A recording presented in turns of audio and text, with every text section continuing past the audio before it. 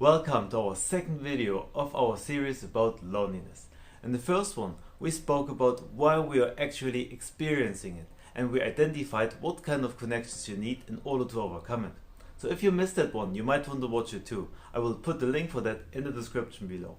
In this video, however, we will speak about the 7 steps you can take to overcome it and to prevent it from happening in the future.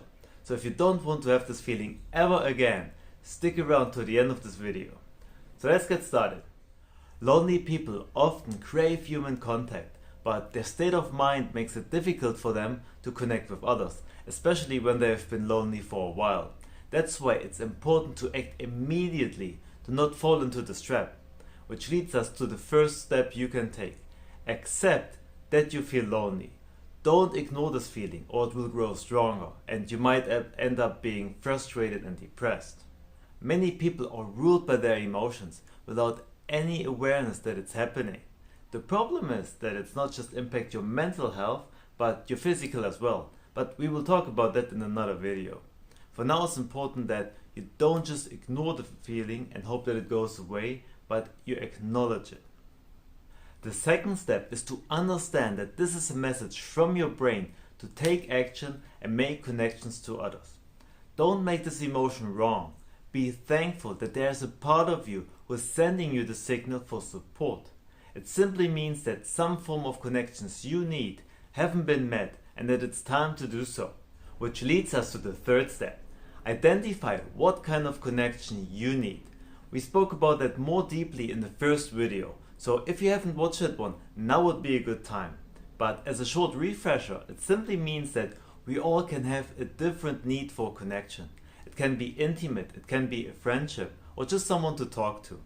The important thing is that you identify what kind of connection it is that you need right now before you take any action. Otherwise, you can end up being frustrated because you still feel lonely, because you took action, but you haven't met your need. That's why it's also so important to accept this feeling, because there are so many out there, for instance, who have the need for an intimate connection, but they are kind of ashamed that they have this craving and they try to ignore it. But the problem is that they end up being frustrated and depressed because they never meet their need.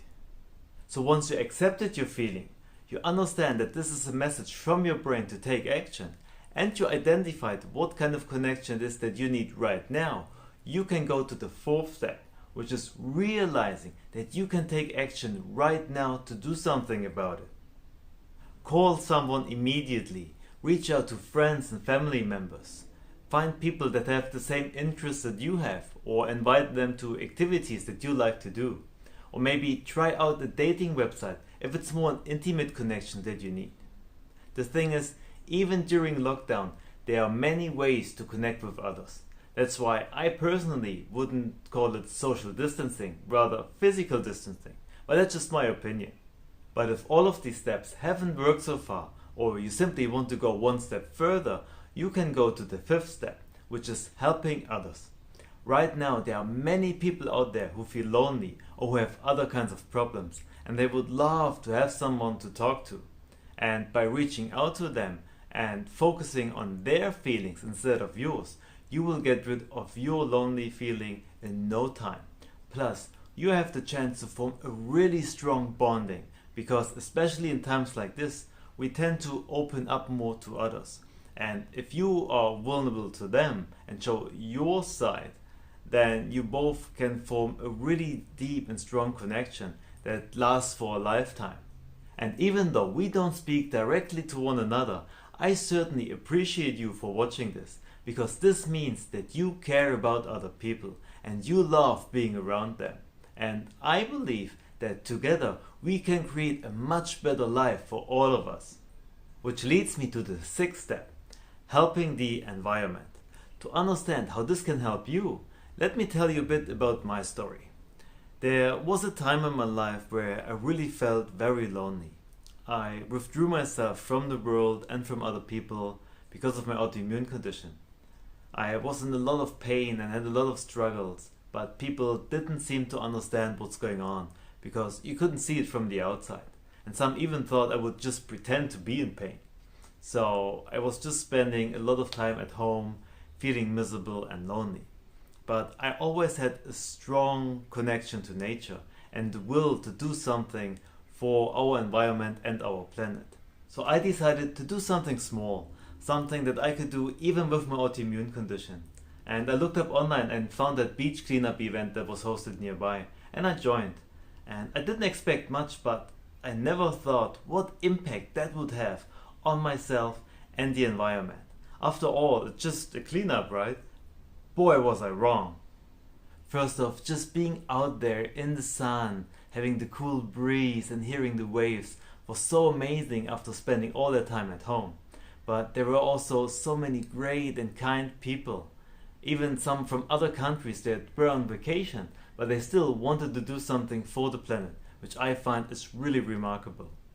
And so we had a lot of great talks and I made a lot of new connections, and we even went to lunch together after the cleanup. But what really blew my mind was the impact we had in like less than 2 hours on the environment, because together we collected 80 kilos of rubbish. That's insane.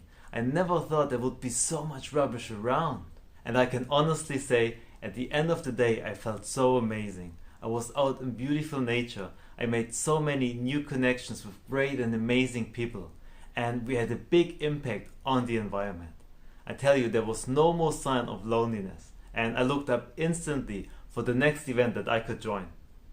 So with all these steps before, it is easy to overcome loneliness. But how do you maintain the state? How do you prevent from falling into loneliness again? Well, the 7th step and most important one is to prioritize connections with others. That means to create goals that are aligned with the kind of connections you need and make them your must-dos on a regular basis. Create habits to reach out to others and maintain the connections you have. Join events or invite people to activities you like to do. Picking up a new hobby or restarting an old one that you quit on before can help you to get to know like-minded people or to reconnect with others. And in times of lockdown, you can do Zoom calls, for example, with others, or plan with them events that you can do after the lockdown. The main goal is to always have a bit of focus on the people around you and the people that are important to you. And don't forget to be aligned with the kind of connections you need. It is worth to check within you about that on a regular basis, because the kind of connections you need can change over time. Maybe at the moment you just need basic friendships, but in a month or two you maybe need an intimate connection. And if you're interested to have a closer connection to me and others who are interested in self-development and helping the environment, or even join us on events that we do, we are going to create a membership area that you could join and be part of. So if you're interested, just put it in the comments below and we will notify you as soon as we are ready. And that's it for today. I hope you liked it. Please share in the comments below your biggest takeaway from this part of the series. And if you have other ideas how people could overcome loneliness, please share it as well, because you never know, you might help somebody with it. In the next video, we will talk about the things that you shouldn't do in a state of loneliness and what to be aware of, because these things tend to put you deeper into the mental state and makes it harder to get out of there. So if you don't want to miss that out, don't forget to click subscribe and hit the bell icon so you get notified when we upload it. But that's it for today. I wish you all the best in these uncertain times, and I see you in the next video.